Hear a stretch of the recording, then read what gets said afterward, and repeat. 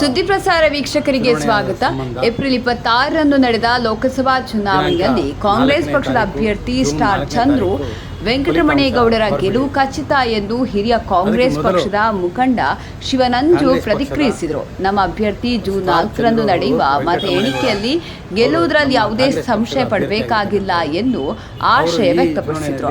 ಮಂಡ್ಯ ಜಿಲ್ಲೆಯ ಮತದಾರರು ಜಿಲ್ಲಾ ಉಸ್ತುವಾರಿ ಸಚಿವರಾದ ಎನ್ ಚೆಲುವರಾಯಸ್ವಾಮಿ ಮುಖಂಡತ್ವದಲ್ಲಿ ನಮ್ಮ ಅಭ್ಯರ್ಥಿಗೆ ಬೆಂಬಲ ನೀಡಿದ್ದಾರೆ. ಮುಖ್ಯಮಂತ್ರಿ ಸಿದ್ದರಾಮಯ್ಯನವರ ಆಡಳಿತ ಮತ್ತು ಯೋಜನೆಗಳು ಬಡವರ ಪರವಾಗಿವೆ. ಹೆಚ್ಚಾಗಿ ದಲಿತರು, ಅಲ್ಪಸಂಖ್ಯಾತರು, ಹಿಂದುಳಿದ ವರ್ಗ, ಕ್ರಿಶ್ಚಿಯನ್ ಸಮುದಾಯದ ಮತದಾರರು ನಮ್ಮ ಅಭ್ಯರ್ಥಿಗೆ ಹೆಚ್ಚು ಬೆಂಬಲ ನೀಡಿ ಮತ ಚಲಾಯಿಸಿದ್ದಾರೆ. ಮಾಜಿ ಮುಖ್ಯಮಂತ್ರಿ ಎಚ್ ಡಿ ಕುಮಾರಸ್ವಾಮಿಗೆ ಈ ಚುನಾವಣೆಯಲ್ಲಿ ಮುಖಭಂಗವಾಗಲಿದೆ.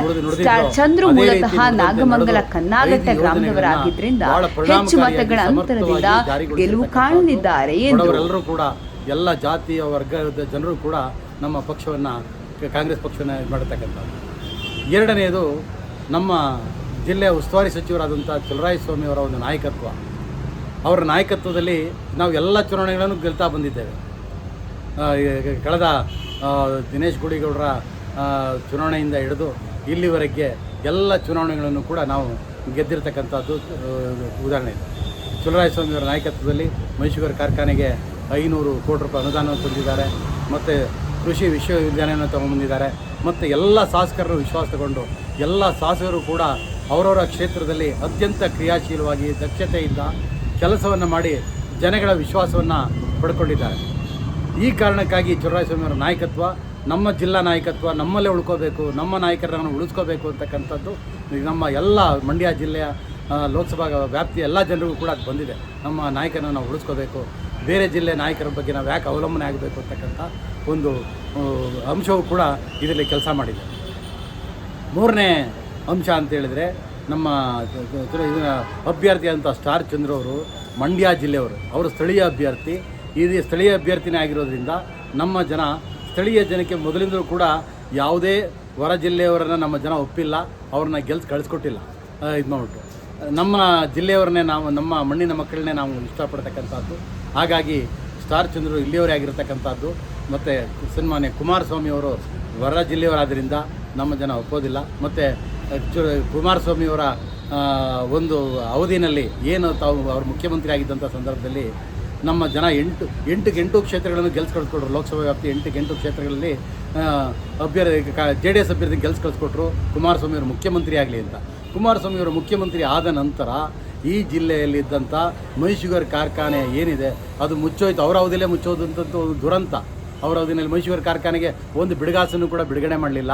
ಅಥವಾ 8,600 ಕೋಟಿ ರೂಪಾಯಿ ನಾನು ಪ್ಯಾಕೇಜ್ ಮಾಡಿದ್ದೇನೆ ಮಂಡ್ಯಕ್ಕೆ ಅಂತೇಳಿ ಏನು ಘೋಷಣೆ ಮಾಡಿದ್ರೋ ಅದು ಆ ಘೋಷಣೆಯಾಗೆ ಉಳೀತೋ, ಅಥವಾ ಅವರು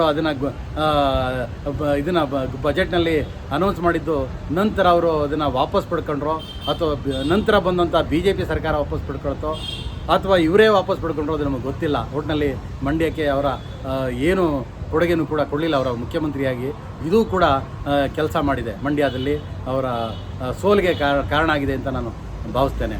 ಹಾಗೆಯೇ ಮಂಡ್ಯ ಕ್ಷೇತ್ರದಲ್ಲಿ ನಮ್ಮ ಜಿಲ್ಲೆಯನ್ನು ಅಭಿವೃದ್ಧಿಪಡಿಸಬೇಕಾದ್ರೆ ನಮ್ಮ ನಾಯಕರುಗಳು, ನಮ್ಮಲ್ಲಿರ್ತಕ್ಕಂಥ ಶಾಸಕರು ಇವರೆಲ್ಲರೂ ಕೂಡ ಭಾಳ ಪರಿಣಾಮಕಾರಿ ಕೆಲಸ ಮಾಡ್ತಾ ಇರೋದ್ರಿಂದ ಇದಾಗಿದೆ. ಇವೆಲ್ಲವನ್ನು ನೋಡಿದಾಗ ಮತ್ತು ಜೊತೆಗೆ ನಮ್ಮ ಪಕ್ಷಕ್ಕೆ ಭಾಳ ಒಂದು ಪ್ಲಸ್ ಪಾಯಿಂಟ್ ಅಂತ ಹೇಳಿದರೆ, ಎಲ್ಲ ಜಾತಿಯ ಜನಾಂಗದವರು ಕೂಡ, ಒಕ್ಕಲರಿರ್ಬೋದು, ದಲಿತರಿರ್ಬೋದು, ಮುಸಲ್ಮಾನರಿರ್ಬೋದು, ಕುರುಬರಿರ್ಬೋದು, ಮತ್ತು ಇತರ ಹಿಂದುಳಿದ ವರ್ಗ ಎಲ್ಲ ಜಾತಿ ಜನರು ಕೂಡ ನಮ್ಮ ಪಕ್ಷವನ್ನು ಕೈ ಹಿಡಿದಿದ್ದಾರೆ, ಹೆಚ್ಚಿನ ಸಂಖ್ಯೆಯಲ್ಲಿ ಕೈ ಹಿಡಿದಿದ್ದಾರೆ.